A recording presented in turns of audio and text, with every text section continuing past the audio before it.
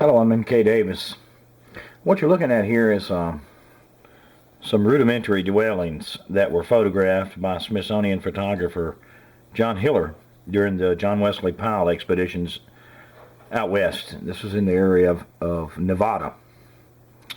And as you can see, when I say rudimentary, I mean really rudimentary. There's little or no protection from the elements here. One reason why I'm bringing that to your attention is that, in the pursuit of the Sasquatch solution, many of the Indian tribes, the Native Americans, told me that kidnapping of women was a consistent and common problem in days of yore. Kidnapping of Native American women by Sasquatch. And resulting in pregnancies and all sorts of illicit things. Okay, well, assuming that that's true, I don't think that this type of shelter would provide much protection from anything like that. And if this was a predominant type of situation back in those days, and that was indeed occurring, as they said it was, then it should be evident in some of the old photos of the area when people first came into that area with photographic equipment.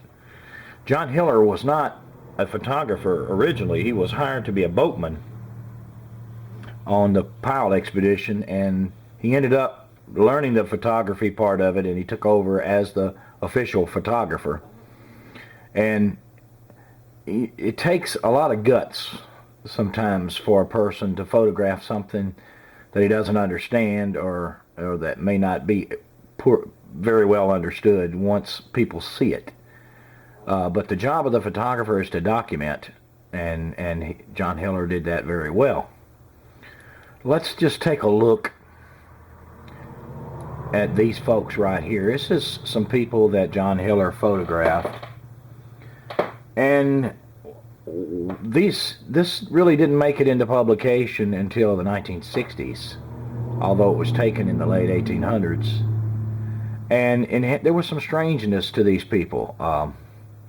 And I'll show you. Let's just take a look. I'll see if I can just zoom in.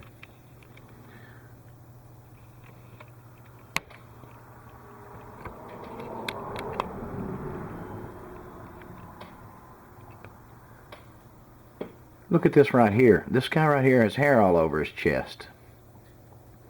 He doesn't have, this guy has black hair. This guy does not have black hair. Let me see.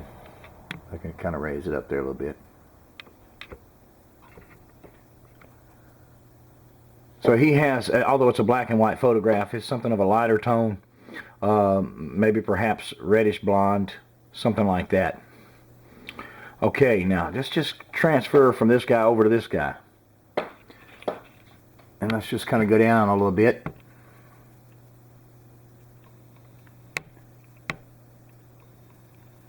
Well, it's kind of blurring out on me there.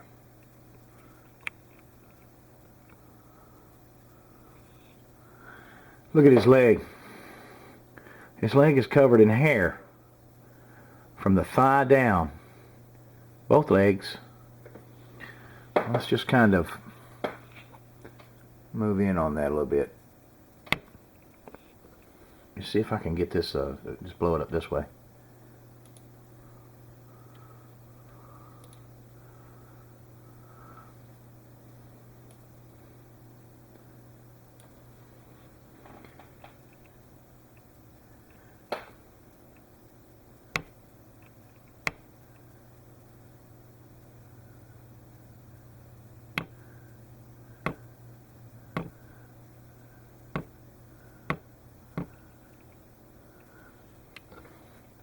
What exactly are we seeing there?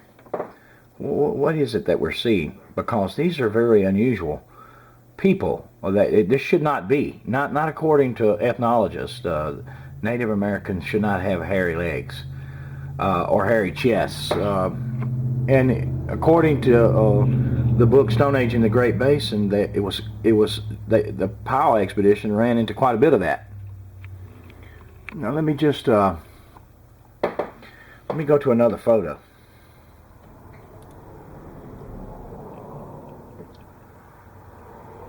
Let's see here.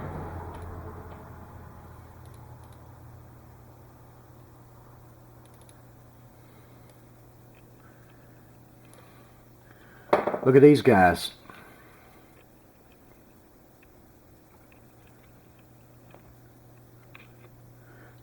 Take a look at the full beards and the dreadlocks.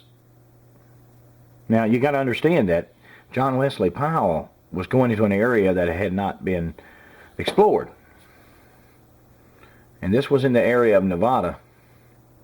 And these were certainly some strange people to encounter. You see some things that you recognize. You recognize that they had compound arrows. This right here. There's no tips on these arrows, so they have a little short shaft that they would stick in there with a tip already on it. That was common. Okay. Then you got, the headdress.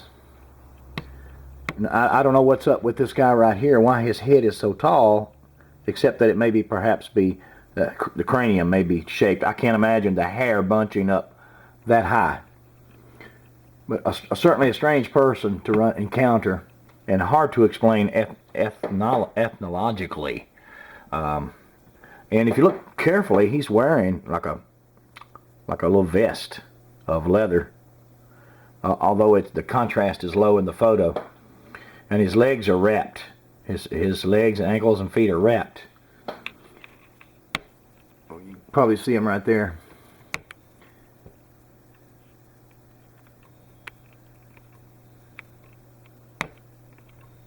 He's got what you call a recurve bow, which is unusual. They don't usually have recurve. Recurve is Asian in origin, and Mongolian in particular. And this guy's got one though. There it is, recurve right there. There's some real oddness and strangeness out west, and we don't understand it, but we might understand it in the context or in the light of something that's hairy like a Sasquatch, if they were able to get their genes mixed in over time. If they did indeed kidnap women from places like this right here,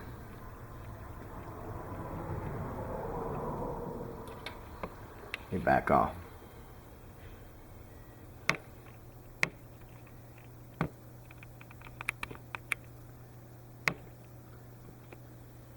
Because that's no shelter at all, not for a woman. You can pull a woman right through that thing, right through the wall. So maybe that explains why these guys have hairy legs and hairy chests and less than black hair, or whatever color that hair turned out to be. If you're familiar with some of the legends of that area, of a tribe of red-haired giants that were warred with by the Paiutes and eventually exterminated, maybe that might be explains something, maybe an explanation there. So I just kind of it's interesting, very interesting. Another thing that I noticed with this particular individuals in this photo by John Hiller is look at the size of their fingers compared to the size of the palm of their hand. Let me just kind of enlarge it.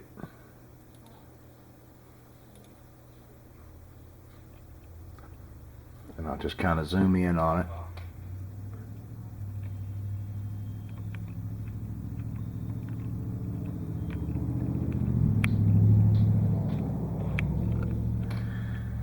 Now, this is what I'm referring to right here. The unusual length of the fingers compared to the palm of the hand. And why I'm making an issue of that is because in that area there is some evidence for an unusual group of people This is found in a cave in Utah. And you can see this is a normal handprint. And then you have these abnormal ones. You see, they were done at a different time. Let me see how well that shows.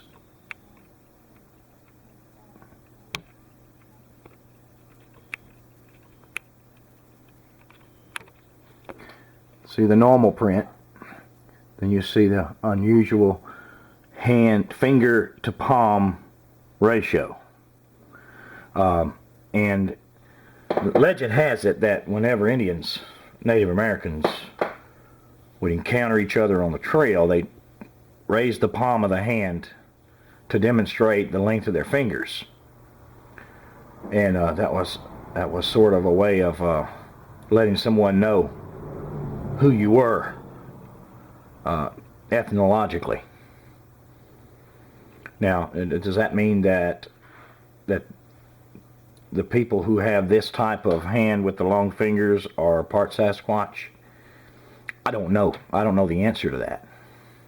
But I do know that if Sasquatch did, or did, kidnap women, then it should show in the gene pool. And perhaps it does. Perhaps we just did not know what we were looking at.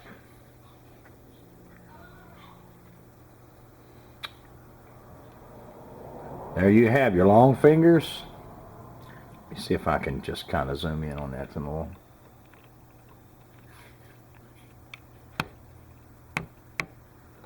Okay. And then you have similar fingers on a wall in Utah.